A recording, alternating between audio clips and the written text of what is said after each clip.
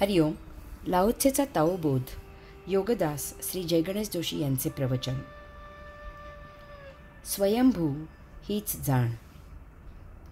माणसाचा जन्म होतो तेव्हा तो संपूर्णपणे परावलंबी असतो. त्याला स्वावलंबी करावे लागते.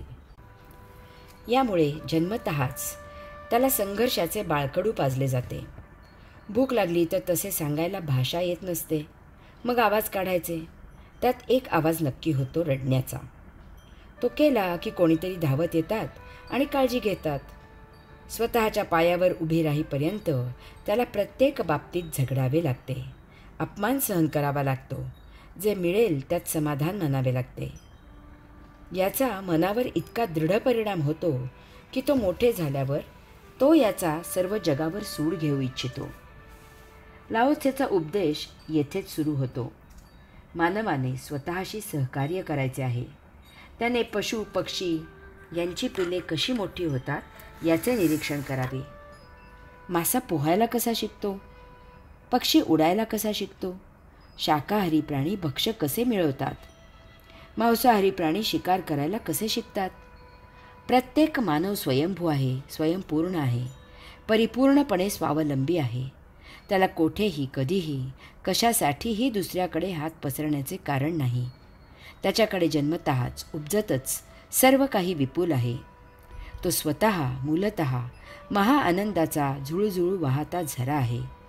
त्याने त्याच्याकडे असलेल्याचा सदुपयोग केला तर त्याला पुरून उरेल आणि ते तो इतरांना देऊ शकतो.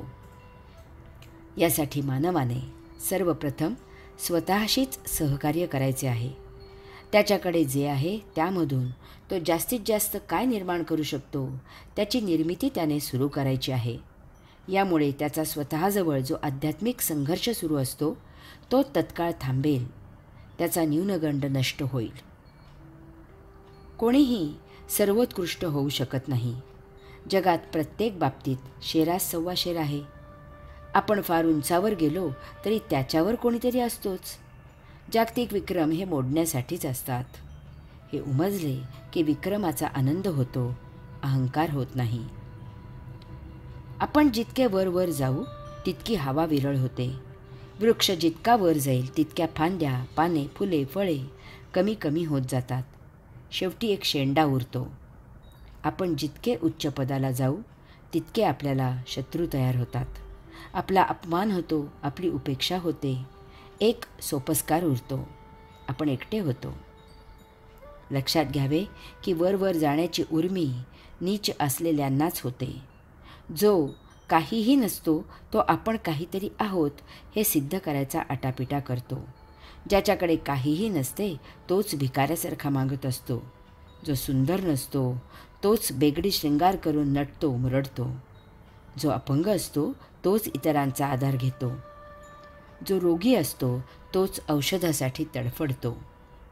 यास्तव प्रत्येकाने एकमेकांकडे जे आहे त्यासाठी फक्त सहकार्य करायचे आहे. त्यात सर्वांचाच उद्धार आहे.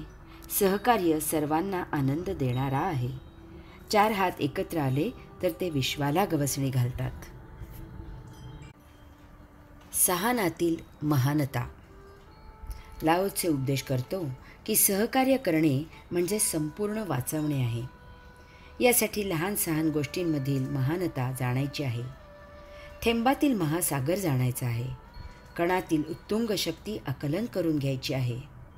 बालकाजवळील सुभाषित शिकायचे आहे. कोऱ्या कागदावरील मजकूर वाचायचा आहे आणि आत्मांशामधील परमात्मा साक्षात्कारित करायचा आहे. कोणीही लहान नाही.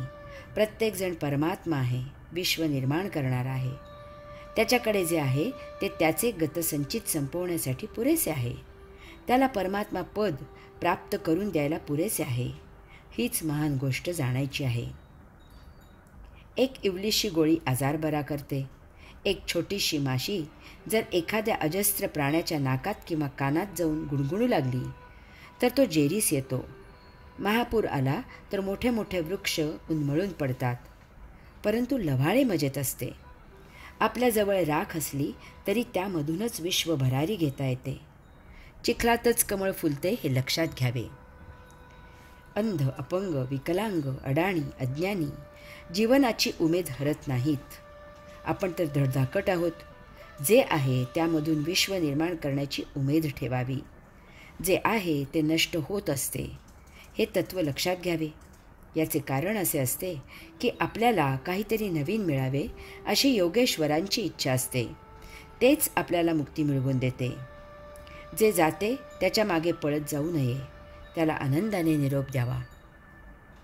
कोणी आपली निंदा केली तर तिकडे लक्ष देऊ नये.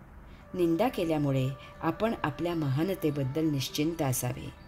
क्षुद्र निंदा करतात, त्यात आपण मोठे होतो.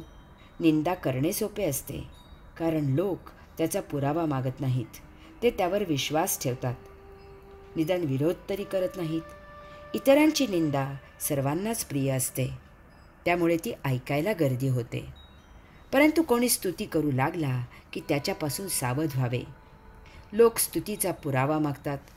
कोणाला स्वतःशिवाय इतरांची स्तुती सहन होत नाही. स्तुतीला विरोध केला जातो. असे असूनही आपली स्तुती केली जाऊ लागली की लवकरच आपला अपमान होणार हे गृहीत धरावे आणि तेथून दूर व्हावे. आपल्याकडे आपली उन्नती करायला सर्व काही उपलब्ध असते. जे असते तेच आपल्यासाठी महान असते. त्याचा आपण सुयोग्य वापर करत नाही, हा आपला करंटेपणा असतो. आपण इतरांकडे पाहून जगायला लागलो की उमजावे की आपण इतरांचे गुलाम झालो, आपण लहान झालो. त्याऐवजी स्वतःकडे पाहून जगावे, म्हणजे आपणही महान आहोत हे समजते. नारळ काढण्यासाठी झाडाचा आधार घेत लक्ष फक्त नारळावर केंद्रित करायचे असते. तसे आजूबाजूंच्या आधार घेत, त्यांना आधार देत, आत्म्याकडे लक्ष देत मुक्ती प्राप्त करावी. हरि ओम.